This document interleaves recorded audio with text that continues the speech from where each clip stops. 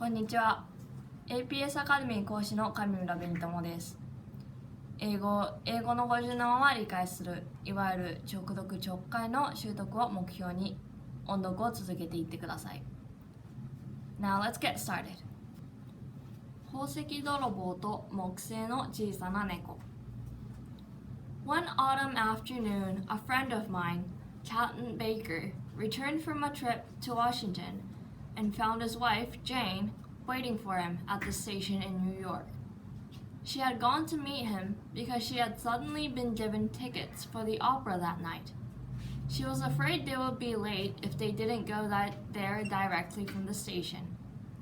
She told him about something that she had found while she was waiting for the train to arrive. In a corner of the station, she had noticed a telephone booth with a sign on its door, out of order. Glancing into the booth, she had seen a small object beneath the telephone.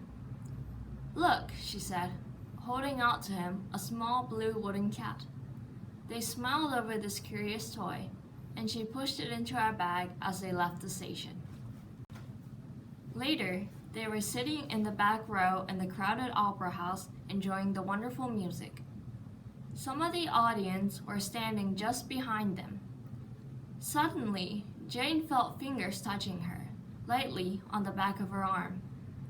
She shivered a little and tried to keep her attention on the music. When the touch was repeated a moment later, she whispered to her husband about it, but he only replied that people do not bother you at the opera on purpose. However, the touch was repeated, and it seemed there was a reason for it. Yet the touch was so slight that she hesitated to turn around and glance back. At the end of the first part, they left the seats. Jane said, "Those fingers brushing lightly against me felt so strange, like the fingers of a ghost." She felt so nervous that she could not return to her seat, and the captain reluctantly agreed that they should leave the opera and go home. But on the way home, Jane began to doubt that anything had touched her at all. She admitted it might have been merely her imagination.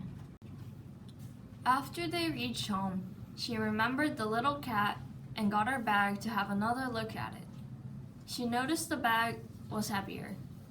When she opened it and looked inside, she was amazed to see a pile of diamonds, sapphires, and pearls. Not surprisingly, they could hardly sleep at all that night.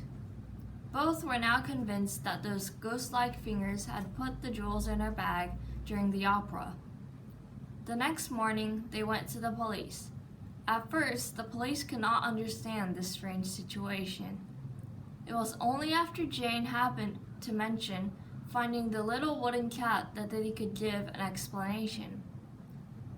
Thieves had stolen the jewels and were going to pass them over to a woman. In order to identify her, they had placed the cat in the booth and told her to pick it up. They would be watching her and afterwards would pass the stolen objects to her. The woman arrived late, however, and you found the cat by chance. They followed you and found a clever way to pass the jewelry to you. Much of the jewelry was returned to the owners, but a considerable amount was not and came into Jane's possession. She also kept the small wooden cat, which she had grown to like. どうだったでしょうか？一つの長文を最低5回は読むようにしてください。以上、aps アカデミー上村紅友の音読動画でした。See you next time!